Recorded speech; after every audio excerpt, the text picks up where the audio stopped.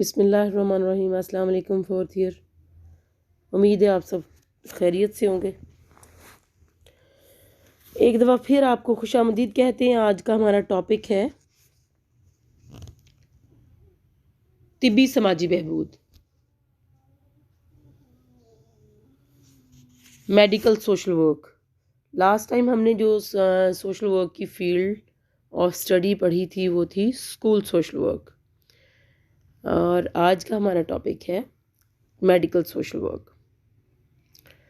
یہاں پہ تھوڑی سی ڈسکرپشن اس کی دی ہوئی ہے، اس سے میں آپ کو تھوڑا سا بتانے کی کوشش کرتی ہوں کہ یہ میڈیکل سوشل ورک کی ضرورت کیوں محسوس کی گئی۔ پرانے وقتوں میں صورتحال تھوڑی سی خوشگوار تھی، جب معالج انسان کو بحیثیت انسان ہی سمجھنے کی کوشش کرتے تھے، اور بیماری کو سمجھنے کے لیے ان کے پاس وقت بھی تھا، مریض کے حالات سننے کے لیے صبر اور حوصلہ بھی تھا۔ اس لیے اپنے مریض کو سمجھنا اور تشخیص کرنا ان کے لیے اتنا بڑا مسئلہ نہیں تھا۔ مگر میڈیسن کے شعبے میں ترقی اور تیز رفتاری نے اس رجحان کو تبدیل کر دیا۔ یعنی اس وقت جو موجودہ صدی ہے، اس میں ہسپتالوں میں اگر ہم جاتے ہیں تو وہاں پہ اتنی تیزی ہے، اگر ہم ڈاکٹرز کے کلینکس پہ جاتے ہیں تو وہاں پہ اس سے زیادہ رش ہے، اور اس کا نتیجہ یہ نکلا ہے کہ میڈیکل سائنس نے بیماریوں کے بارے میں اپنی علمی ذخائر میں جو اضافہ تو کیا ہے، مگر جو ڈاکٹرز ہیں ان میں مریضوں سے اتنا ہی گیپ کریٹ ہو گیا، کیونکہ سائنسی ترقی نے انسانی جسم کو مختلف ٹکڑوں میں تقسیم کر دیا ہے، اعضاء میں۔ جیسے اب اسپیشلائزیشن کا دور آ گیا۔ اب اسپیشلائزیشن میں کیا ہے، پہلے وقتوں میں فیملی ڈاکٹرز ہوتے تھے جو کہ کسی بھی قسم کی بیماری کی صورت میں ٹریٹمنٹ فیملی ڈاکٹر ہی کرتا تھا، لیکن اب چونکہ ہارٹ اسپیشلسٹ الگ ہیں، آئی اسپیشلسٹ الگ ہیں، نیز انسان کی باڈی کے جتنے آرگنز ہیں ان سب کے لیے الگ الگ اسٹڈی ہے اور الگ الگ ڈاکٹرز موجود ہیں۔ تو لہٰذا اب مریض جو ہے، مریض کی سچویشنز کو دیکھنے کے لیے، اس کو اس کا ٹریٹمنٹ کرنے کے لیے اب جو کام تقسیم کر لیے گئے ہیں، اس کے باوجود اب میڈیکل سوشل ورکر کا رول جو ہے اس کے باوجود بھی موجود ہے۔ یعنی میڈیکل سوشل ورکر کا جو رول ہے اس کے باوجود بھی ہمارے معاشرے میں موجود ہے۔ وہ اس طرح سے ہے کہ مریضوں سے متعلقہ کردار ادا کرنا ہے، ان کی کیس ہسٹری تیار کرنی ہے، اور اس کے بعد نمبر 2 ہے معاشرہ کی صحت اور تعلیم و تربیت سے متعلق کردار ہے، اور انتظامی کردار ہے۔ یعنی طبی سماجی کارکن 3 طرح کے کردار ادا کرتا ہے۔ ایک تو پیشنٹ سے ریلیٹڈ رول پلے کرتا ہے، اور سیکنڈ ون ہے معاشرہ کی صحت اور تعلیم و تربیت سے متعلق کردار۔ اس سے مراد یہ ہے کہ میڈیکل سوشل ورکرز جو ہیں یہ میڈیکل سیٹنگز میں بیٹھتے ہیں، ہاسپٹلز میں یہ بیٹھتے ہیں، ان کی جاب ہاسپٹل میں ہوتی ہے، اور ان کا جو ڈیزگنیشن ہے یا ٹائٹل جو ان کے عہدے کا جو ٹائٹل ہے وہ میڈیکل سوشل ورکر ہوتا ہے۔ تو اب ان کا کام ہے ایک طرف مریضوں سے متعلق جو ان کے سوشیو اکنامیکل، سائیکولوجیکل اور ادر جو ایشوز ہیں، جو پرابلمز ہیں جو کہ پیشنٹس کو جن کا سامنا ہے، ان کا ٹریٹمنٹ کرنا ہے۔ اس کے ساتھ ساتھ مختلف ایسے دوسرے مریضوں اور دوسرے لوگ جو ہاسپٹلس کے لوگ ہیں ان میں اویئرنیس کریٹ کرنی ہے، ان کو ایجوکیٹ کرنا ہے، اور جو پیشنٹس موجود ہیں ان کو مختلف مسائل سے یا جو بھی بیماریاں ان سے متعلق آگہی دینی ہے۔ یہ بھی ان کا رول ہے۔ اور نمبر 3 انتظامی کردار کا مطلب یہ ہے کہ ایک سوشل ویلفیئر آفیسر جس طرح سے ایک ادارہ چلاتا ہے، اسی طرح میڈیکل سوشل ورکر جو ہے اس کا کام جو میڈیسن پرووائڈ کرنی ہوتی ہے، وہ بیت المال ڈپارٹمنٹ کی طرف سے وہ میڈیسن آتی ہے، اور وہ جو پور پیشنٹس ہیں جو میڈیسن نہیں پرچیز کر سکتے ان لوگوں تک میڈیسن پہنچانے کا جو پروسیس ہے وہ انتظامی کردار ادا کرتے ہیں۔ جیسے مثال کے طور پر میں آپ کو اس کا طریقہ بتاتی ہوں۔ یہاں پہ پیٹنٹ لکھا ہوا ہے کہ علاج مریضوں سے متعلق علاج سے پہلے، علاج کے دوران اور علاج کے بعد فالو اپ کرنا. لیکن اب آپ لوگوں کے پاس یہ اویئرنیس ہونی چاہیے کہ ایسے پیشنٹس جو میڈیسن نہیں پرچیز کر سکتے اور نہیں خرید سکتے، ان کے ساتھ ان کے لیے ایک خاص قسم کا طریقہ کار ہے اور کرائٹیریا ہے کہ اس سے وہ پھر اپنے ثابت کرتے ہیں کہ وہ پرچیز نہیں کر سکتے، اور وہ فارم ہوتا ہے ان کا، وہ فارم فل اپ کرنے کے بعد اس کو ٹیسٹ کرا کے اپنے یونین کونسل سے لے کے آتے ہیں. پھر اس کی بیس پر جتنا ٹریٹمنٹ ہے ان کا وہ سارے کا سارا مفت ہوتا ہے، اور وہ میڈیکل سوشل ورکر جو ہے ان کا ٹریٹمنٹ کرانے کا ذمہ دار ہوتا ہے. اور وہ ہمیشہ جب بھی ڈاکٹر ان کو کوئی بھی پرسکرپشن لکھ کے دیتے ہیں،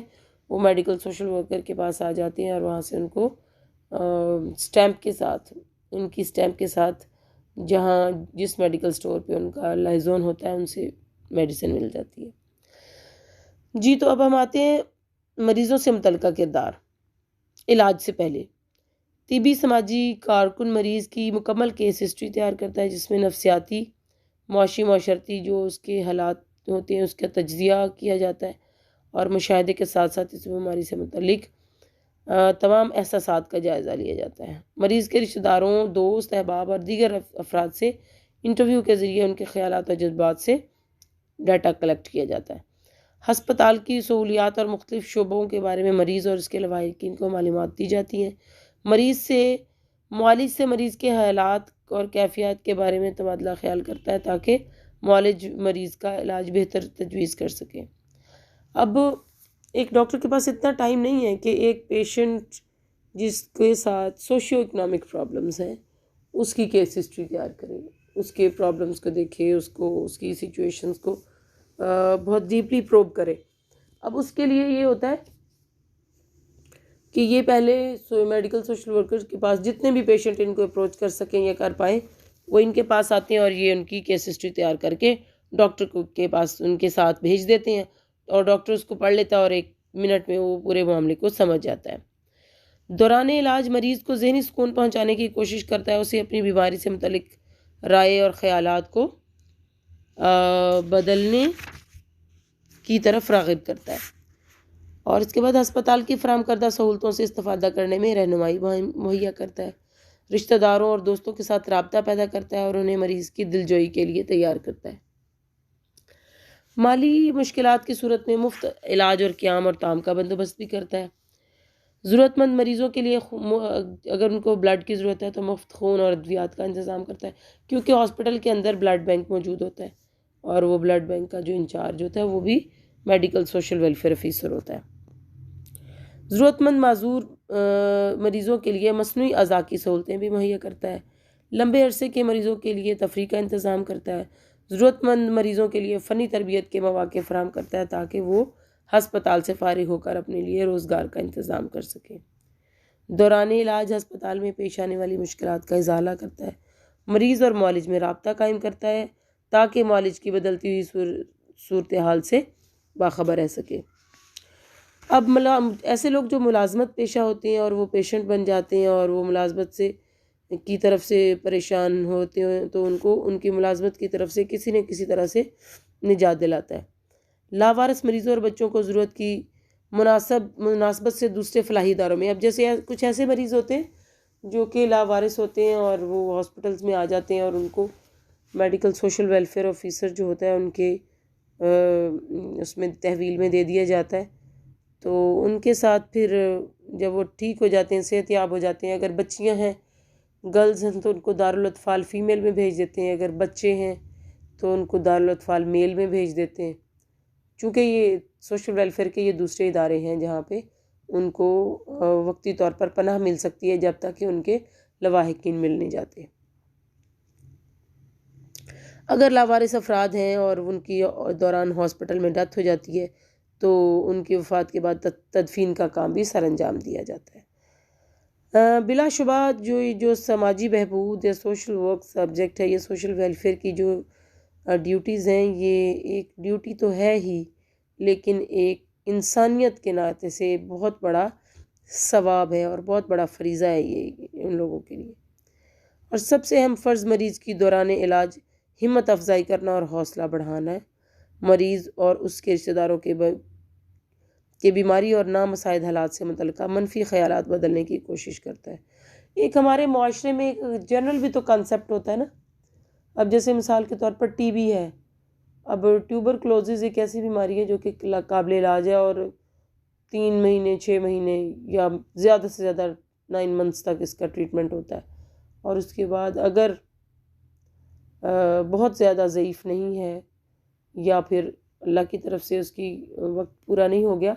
تو یہ بالکل صحت یاب ہونے والی بیماری ہے، صحت یاب ہو جاتے ہیں۔ لیکن پرانے وقتوں میں کے جو لوگ ہیں ان کے خیالات یہ تھے کہ ٹی بی جو ہے ایک لا علاج مرض ہے،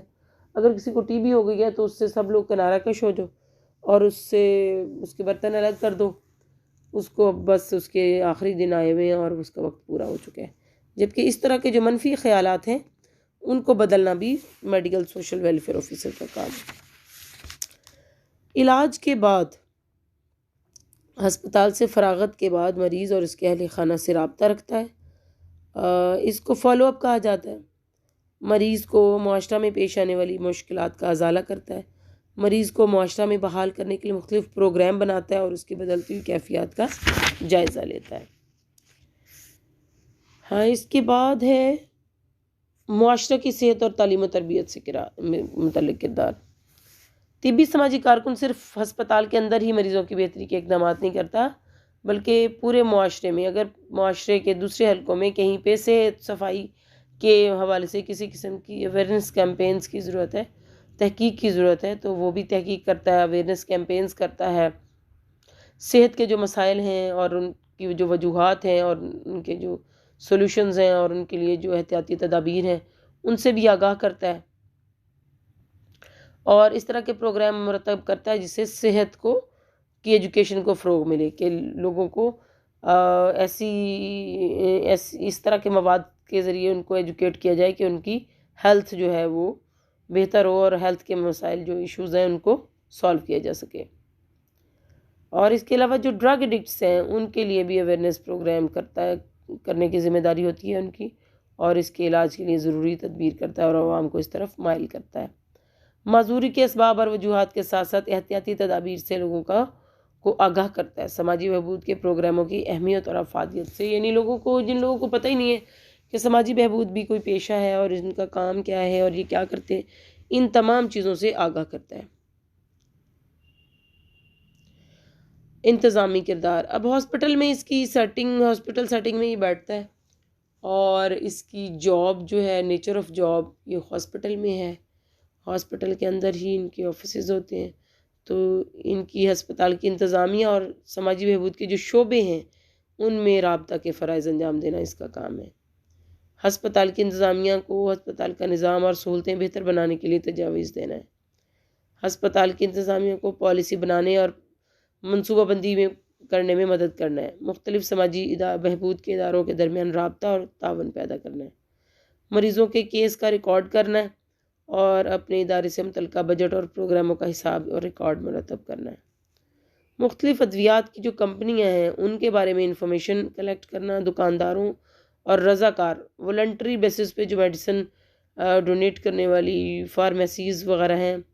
ان سے رابطہ قائم کرنا اور ان کو منظم کرنا بھی اس کی ذمہ داری ہے تاکہ بوقت ضرورت ان کی خدمات حاصل کی جا سکے۔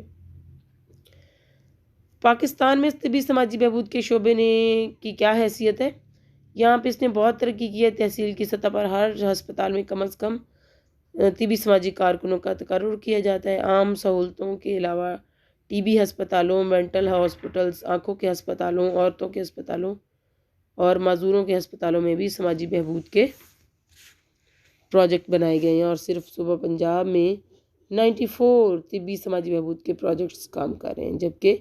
5 منشیات کنٹرول سینٹر مختلف ہسپتالوں میں چلائے جا رہے ہیں۔ جی، تو 4th ایئر آپ کا یہ لیکچر ختم ہوا، اس کو لرن کیجئے، آپ کا آہستہ آہستہ آپ کا لاسٹ چیپٹر ہے اور یہ سلیبس ختم ہونے کے لیے جا رہا ہے۔ اوکے، اللہ حافظ۔